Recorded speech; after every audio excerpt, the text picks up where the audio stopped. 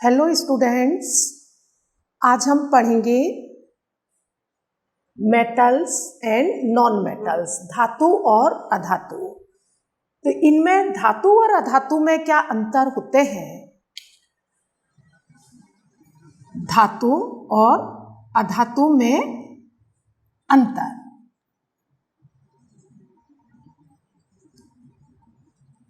ऐसे तत्व जिनके बाह्य कोश में 1, 2, 3 इलेक्ट्रॉन होते हैं धातु कहलाते हैं। ऐसे तत्व जिनके बाह्य कोश में 1, 2 या 3 इलेक्ट्रॉन होते हैं धातु कहलाते हैं। हम उदाहरण देखते हैं। सोडियम, इसका परमाणु क्रमांक एटॉमिक नंबर 11 है, इलेक्ट्रॉनिक विन्यास 2, 8, 1, तो बाह्य कोश में 1 इलेक्ट्रॉन है। मैग्नीशियम, इसका परमाणु क्रमांक 12 है, 2, 8, 2, इसके बाह्य कोश में 2 इलेक्ट्रॉन है। एल्यूमिनियम, परमाणु क्रमांक 13 है और इसका इलेक्ट्रॉनिक विन्यास 2, 8, 3। तो इस तरह से जिन तत्वों के बाह्यतम कोश में 1, 2, 3 इलेक्ट्रॉन होते हैं वे धातु कहलाते हैं। और ऐसे तत्व जिनके बाह्यतम कोश में 4, 5, 6 या 7 इलेक्ट्रॉन होते हैं अधातु कहलाते हैं। ऐसे तत्व जिनके बाह्य कोश में 4, 5, 6, 7 इलेक्ट्रॉन होते हैं अधातु कहलाते हैं। जैसे कार्बन, परमाणु क्रमांक 6 है, 2, 4, तो इसके बाह्य कोश में 4 इलेक्ट्रॉन है। नाइट्रोजन, नाइट्रोजन के बाह्य कोश में 5 इलेक्ट्रॉन है। ऑक्सीजन, ऑक्सीजन के बाह्य कोश में 6 इलेक्ट्रॉन है। फ्लोरीन, फ्लोरीन के बाह्य कोश में 7 इलेक्ट्रॉन है। तो ऐसे तत्व जिनके बाह्य कोश में 4, 5, 6, 7 इलेक्ट्रॉन होते हैं अधातु कहलाते हैं।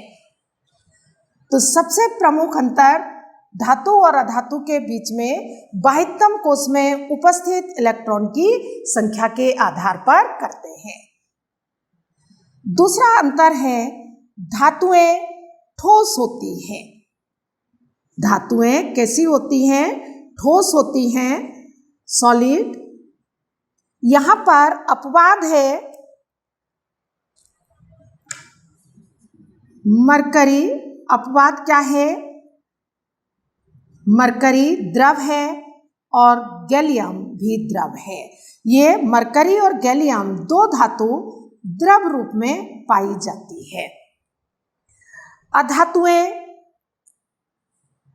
ठोस, द्रव व गैस तीनों रूपों में पाई जाती है। अधातुएं ठोस भी होती हैं, द्रव भी होती हैं और गैस रूप में भी पाई जाती हैं। ठोस अधातु में कार्बन, सल्फर, फास्फोरस। द्रव अधातु, एक द्रव अधातु है ब्रोमीन। इसको आपको बहुत अच्छे से याद रखना है। कई बार क्वेश्चन आता है कि द्रव अधातु का नाम व सूत्र लिखिए, तो ये कौन सी? ब्रोमीन द्रव अधातु है। गैस रूप में नाइट्रोजन है, ऑक्सीजन है, ये गैस अधातु है। तीसरा अंतर है धातुएं कठोर होती हैं। हार्ड कैसी होती हैं? धातुएं कठोर होती हैं। यहां भी अपवाद है। अपवाद आपको याद रखना है। सोडियम, ये सॉफ्ट धातु है, नरम है। पोटेशियम, ये भी नरम धातु है। इनको हम चाकू से आसानी से काट सकते हैं।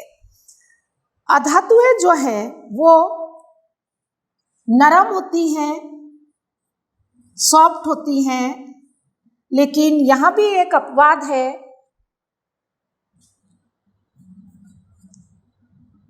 डायमंड, डायमंड या हीरा, ये कठोर अधातु है। तो धातुएं कठोर होती हैं, पर सोडियम पोटेशियम जैसी धातुएं नरम होती हैं।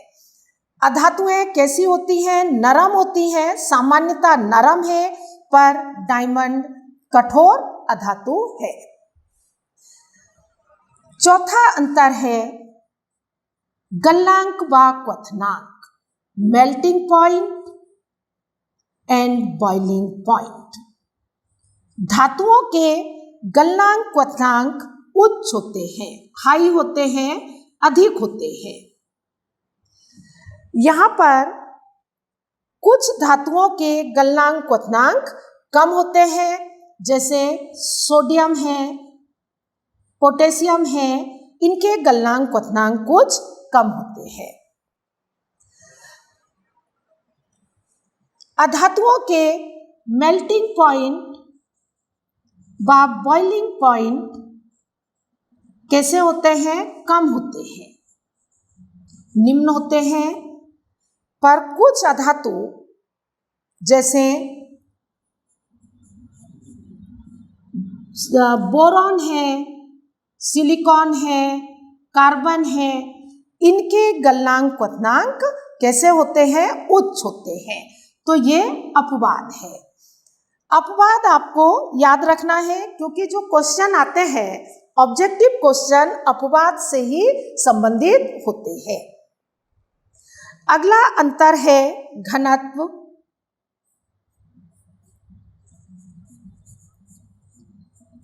धातुओं के घनत्व उच्च होते हैं। यहाँ भी सोडियम व पोटेशियम अपवाद है। मैं जो रेड कलर से लिख रही हूं ये सब अपवाद हैं। सोडियम व पोटेशियम इनके घनत्व कम होते हैं। यहाँ पर अधातुओं के घनत्व कम होते हैं, पर डायमंड यहाँ अपवाद है। डायमंड का घनत्व उच्च होता है। अब हम अगले अंतर को देखेंगे। अगला अंतर आघात वर्धनीयता। धातुएं कैसी होती हैं? आघात वर्धनीय होती है। आघात वर्धनीय मतलब जिसको पीटकर या ठोककर चादरें बनाई जाती है। तो जो धातुएं हैं वो कैसी है? आघात वर्धनीय होती है। आघात वर्धनीय जिनको ठोककर चादरें बनाई जा सकती है। यहाँ पर कुछ धातुएं ऐसी हैं जिनकी हम चादरें नहीं बना सकते। तो यहाँ अपवाद में सोडियम इसकी चादर नहीं बन सकती, पोटेशियम की नहीं बन सकती, मरकरी, गैलियम ये तो द्रव हैं, तो इनकी चादरें बनना ही नहीं है। तो आघात वर्धनीय मतलब जिसको ठोककर हम चादरें बना सकते हैं। जैसे एल्यूमिनियम, एल्यूमिनियम की हम इतनी पतली शीट बनाते हैं कि उसमें हम अपना जो खाना है वो पैक कर लेते हैं। इतनी पतली शील्ड जो आसानी से फोल्ड हो जाती है। सिल्वर की भी इतनी पतली शीट बनती है कि हम उसे वर्क के रूप में मिठाई के ऊपर लगाते हैं। तो इस तरह से बहुत पतली शीट बनाई जा सकती हैं धातुओं की। अधातुएं में ये आघात वर्धनीय नहीं होती है। इनमें आघात वर्धनीय नहीं होती। इनकी सीट या चादरें नहीं बनाई जा सकती।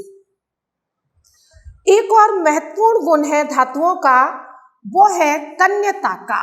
धातुएं तन्य होती है या तन्यता का गुण पाया जाता है। किसमें? धातुओं में तन्यता का गुण पाया जाता है। ये 6 नंबर का अंतर था। ये 7 धातुओं में किसका तन्यता का गुण पाया जाता है। तन्यता का गुण मतलब इनके तार खींचे जा सकते हैं, बहुत पतले तार खींचे जा सकते हैं। टंगस्टन का तार तो इतना पतला होता है कि वो अदृश्य होता है।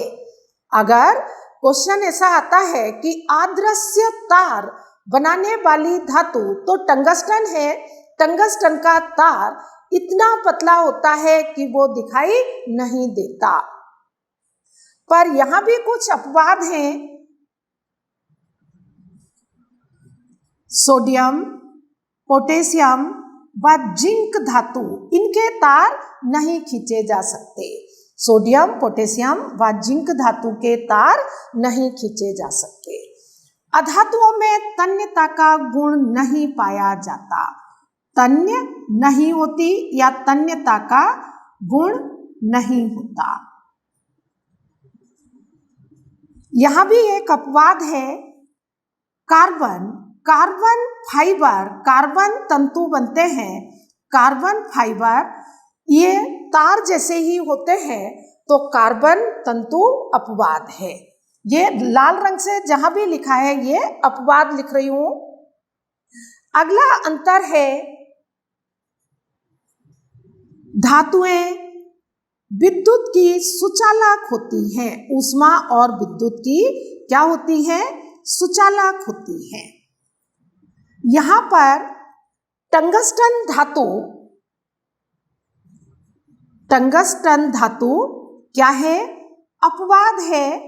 टंगस्टन में बहुत ज्यादा प्रतिरोध होता है और वो अपने में से धारा को नहीं जाने देती, तो यहाँ टंगस्टन अपवाद है। बाकी सभी धातुएं ऊष्मा और विद्युत की क्या होती हैं? सुचालक होती हैं। अधातुएं कुचालक होती हैं। और ग्रेफाइट यहाँ अपवाद है। ग्रेफाइट क्या है?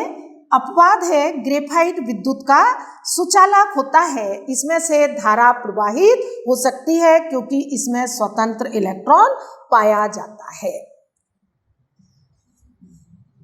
अगला अंतर है धातुएं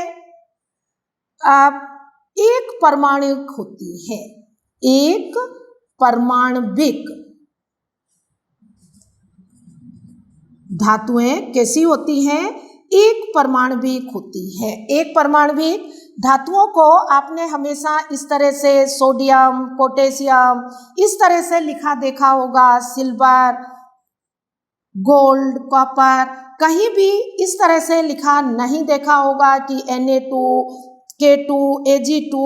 जब वो अलग लिखी होती है, यौगिकों में Na2 हो सकता है, पर जब तत्व रूप में लिखी होती है तो Na, K एक परमाणविक होती है। अधातुएं एक परमाणविक व बहुपरमाणविक दोनों होती हैं। एक परमाणविक व बहुपरमाणविक, बहुपरमाणविक होती है। जैसे हम कार्बन को C लिखते हैं तो ये एक परमाणविक है, पर बहुपरमाणविक में यहाँ नाइट्रोजन द्विपरमाणविक, ऑक्सीजन द्विपरमाणविक, ओजोन यदि हम O3 लिखते हैं तो ओजोन त्रिपरमाणविक है। फास्फोरस टेट्राएटॉमिक चतुष्परमाणविक है। सल्फर अष्टपरमाणविक है। तो इस तरह से ये बहुपरमाणविक होती है। धातुएं इलेक्ट्रॉन त्याग कर धन आयन बनाती है। धातुएं इलेक्ट्रॉन त्याग कर, M मतलब कोई भी धातु, और इलेक्ट्रॉन त्याग कर क्या बनाती है? धन आयन बनाती है। और इस गुण को कहते हैं कि धातुएं विद्युत धनात्मक होती है। धातुएं इलेक्ट्रोपॉजिटिव या विद्युत धनात्मक होती हैं। अधातुएं इलेक्ट्रॉन ग्रहण कर, X कोई अधातु है और अधातुएं इलेक्ट्रॉन ग्रहण कर क्या बनाती हैं? ऋण आयन बनाती हैं। धातुएं इलेक्ट्रॉन त्याग कर धन आयन बनाती हैं और अधातुएं इलेक्ट्रॉन ग्रहण कर ऋण आयन बनाती हैं। और अधातुओं के इस गुण को कहते हैं कि अधातुएं विद्युत ऋणात्मक होती हैं। विद्युत ऋणात्मक इलेक्ट्रोनिगेटिव होती हैं। अगला अंतर है धातुओं के ऑक्साइड। धातुओं के ऑक्साइड कैसे होते हैं? क्षारीय प्रकृति के होते हैं। धातुओं के ऑक्साइड कैसे होते हैं? क्षारीय प्रकृति के होते हैं। पर यहाँ पर कुछ अपवाद है। CrO3 क्रोमियम ऑक्साइड ये अम्लीय है। क्रोमियम ऑक्साइड कैसा है? अम्लीय प्रकृति का है। Mn2O7 मैग्नीज हेप्टा ऑक्साइड ये भी अम्लीय प्रकृति का होता है। क्रोमियम ऑक्साइड अम्लीय है, मैग्नीज हेप्टा ऑक्साइड भी अम्लीय प्रकृति का होता है। यहाँ कुछ ऑक्साइड उभयधर्मी भी होते हैं। Al2O3 एल्यूमिनियम ऑक्साइड ये कैसा है? उभयधर्मी।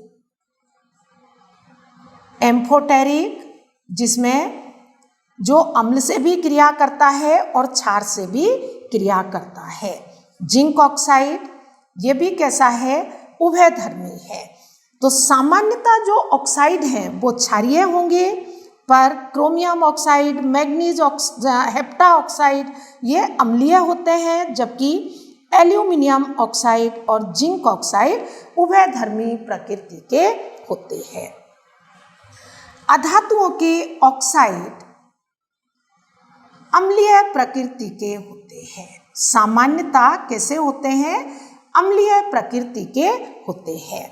पर यहाँ भी कुछ उदासीन ऑक्साइड होते हैं, जैसे कार्बन मोनोऑक्साइड, तो ये उदासीन ऑक्साइड है।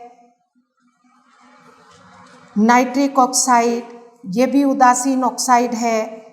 H2O ये भी उदासीन ऑक्साइड है। तो इस तरह से सामान्यतः अम्लीय होते हैं, पर कुछ ऑक्साइड कैसे हैं? उदासीन होते हैं। तो ये अंतर हुआ धातु और अधातु के बीच। अब हम पढ़ेंगे यौगिक और मिश्रण में अंतर। यौगिक क्या होते हैं? दो या दो से अधिक तत्वों को, दो या दो से अधिक तत्वों को निश्चित अनुपात में मिलाने पर, निश्चित अनुपात में मिलाने पर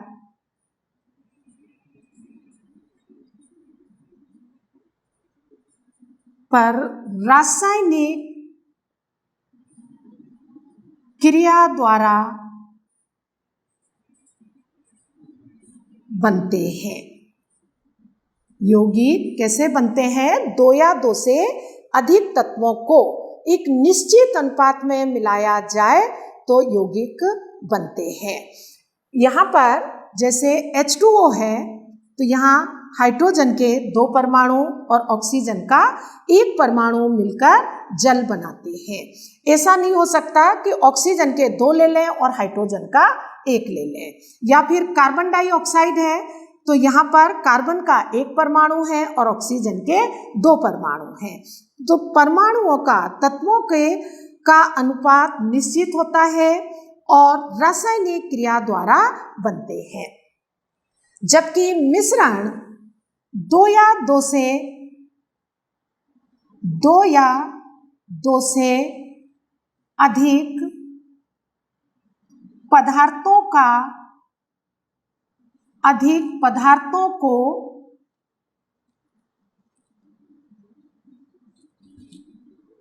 किसी भी अनुपात में, किसी भी अनुपात में मिलाने पर प्राप्त होते हैं या मिलाने पर बनते हैं। मिश्रण किसी भी पदार्थ को हम दो या दो से अधिक पदार्थ लें और उसे हम किसी भी अनुपात में मिला दें, अनिश्चित अनुपात में मिलाने पर प्राप्त होते हैं। हम जो मिक्सचर खाते हैं उसमें भी जो पदार्थ मिले होते हैं, जैसे पोहा रहता है, मूंगफली के दाने रहते हैं, सेव रहते हैं, तो इनका जो अनुपात है वो निश्चित नहीं होता। तो किसी भी अनुपात में हम दो या दो से अधिक पदार्थों को मिला दें तो क्या बनते हैं? मिश्रण प्राप्त होते हैं। दूसरा अंतर है यौगिक हमेशा समांगी प्रकृति के होते हैं। यौगिक कैसे होते हैं? समांगी। जैसे जल को यदि हम देखते हैं तो हमें उसमें हाइड्रोजन और ऑक्सीजन अलग अलग दिखाई नहीं देती है, समांगी होता है, पूरा जल एक जैसा दिखाई देता है। मिश्रण समांगी भी हो सकते हैं और विषमांगी भी हो सकते हैं। समांगी व विषमांगी, होमोजीनियस व हेट्रोजीनियस दोनों प्रकृति के होते हैं। जैसे यदि हमने जल में, एक बीकर में जल लिया और इसमें हमने चीनी मिला दी, क्या मिला दी? चीनी। ये जल है और जल में हमने क्या मिला दिया है? चीनी मिला दी है, सुक्रोज मिला दिया। जब हम जल में चीनी मिलाएंगे तो हमें ये चीनी के कण दिखाई नहीं देते हैं, एक समांगी मिश्रण बन जाता है। और यदि हम जल में रेत या मिट्टी मिलाते हैं, जल में क्या मिलाते हैं? रेत मिला देते हैं, तो रेत के कण हमें अलग नीचे तली में बैठते हुए यहाँ दिखाई देते हैं। तो इस तरह का जो मिश्रण प्राप्त होता है वो समांगी, और इस तरह का जो मिश्रण प्राप्त होगा वो विषमांगी होता है। तीसरा अंतर है यौगिक के बनने में ऊष्मा परिवर्तन होता है। ऊष्मा परिवर्तन होता है। ऊष्मा परिवर्तन, ऊष्मा उत्पन्न हो सकती है या ऊष्मा अवशोषित हो सकती है। तो यहाँ ऊष्मा परिवर्तन होता है, जबकि मिश्रण के बनने में ऊष्मा परिवर्तन नहीं होता। ऊष्मा परिवर्तन नहीं होता। ऊष्मा परिवर्तन यहाँ रासायनिक क्रिया होती है, इसलिए ऊष्मा परिवर्तन होता है। यहाँ कोई रासायनिक क्रिया नहीं होती, इसलिए ऊष्मा परिवर्तन नहीं होता है। चौथा अंतर है यौगिक में उपस्थित तत्वों का, अवयवी तत्वों का, अवयवी तत्व जिनसे यौगिक बनता है, उपस्थित अवयवी तत्वों का अस्तित्व नहीं होता, या उपस्थित अवयवी तत्वों के गुण समाप्त हो जाते हैं। उपस्थित अवयवी तत्वों के गुण समाप्त हो जाते हैं। कैसे? जैसे H2O हाइड्रोजन और ऑक्सीजन से मिलकर बना है। हाइड्रोजन ज्वलनशील है और ऑक्सीजन जलने में सहायक है। तो यदि ये दो अलग अलग तत्व हैं तो हाइड्रोजन का गुण होता है कि ये जलने लगती है, ज्वलनशील गैस है, और ऑक्सीजन जलने में सहायक है। जब इनसे जल बनता है तो ये आग को बुझा देता है। इसी तरह से सोडियम क्लोराइड में सोडियम ज्वलनशील धातु है, इसे हम वायुमंडल में खुला नहीं रख सकते, और क्लोरीन कीटाणुनाशक गैस है, और इनसे जब NaCl सॉल्ट बनता है तो उसे हम खाने के काम में लेते हैं। तो इनके जो अवयवी तत्व हैं उनके गुण समाप्त हो जाते हैं। मिश्रण में उपस्थित अवयवी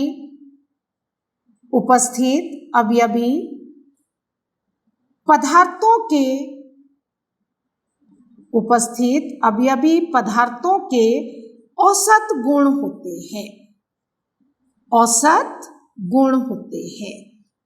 गुण होते हैं, इसका मतलब है कि गुण समाप्त नहीं होते। यदि हम जल में नमक मिलाएंगे तो हमें नमक का टेस्ट आएगा, साथ में यदि हम चीनी मिला दें तो चीनी का भी टेस्ट आता है, और उसमें यदि हम नींबू मिला देते हैं, जब शिकंजी बनाते हैं तो उसमें हम नमक भी मिलाते हैं, शक्कर भी मिलाते हैं और नींबू का रस भी मिलाते हैं, तो तीनों के औसत गुण उपस्थित होते हैं, तीनों का टेस्ट हमें आता है।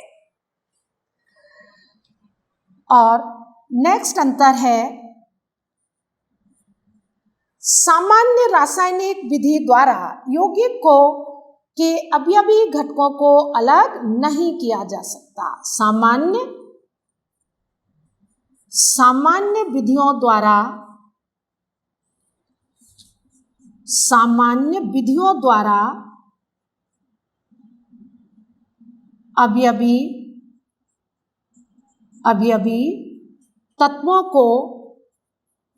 अवयवी तत्वों को अलग नहीं किया जा सकता।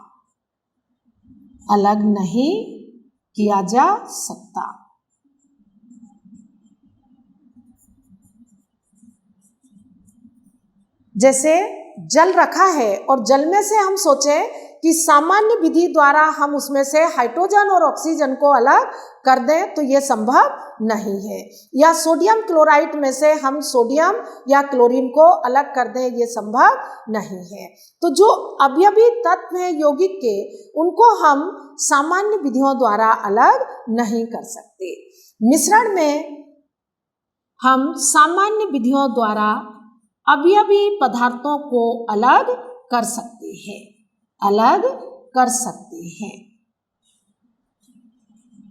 इसमें हम जो अवयवी घटक है या जो अवयवी पदार्थ है उन्हें अलग कर सकते हैं। जैसे नमक और पानी का घोल है, तो अगर उसे हम गर्म करते हैं तो पानी का वाष्पीकरण हो जाता है और नीचे नमक बचता है। इसी तरह से यदि हम रेत और पानी का मिश्रण है, उसे हम छानकर अलग कर सकते हैं। तो ये अंतर हुए यौगिक और मिश्रण में। Thank you.